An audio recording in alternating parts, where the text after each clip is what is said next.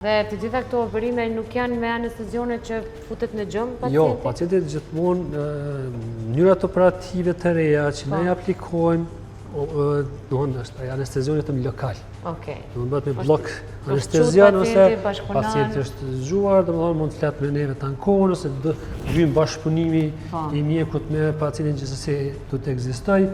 Ndryshe bëhet ose me pika ose me blok anestezian që bëhet që pacienti mos ketë mundësi ta lëvizë syrin. Po dhimbje nuk ndikon. Asnjëherë. As para, as gjatë, as pas. Pacienti do të thonë që ato operime nuk ka dhimbje.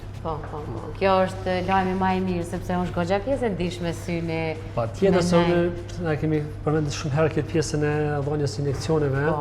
Edhe kur tash pacienti pyet a dhem, realisht. Unë i them kështu. Është ideja se na po japim injeksionin në sy, ajo është ideja që pacienti frigohet se përndryshe nuk dhem, se pacienti është ka anestezion.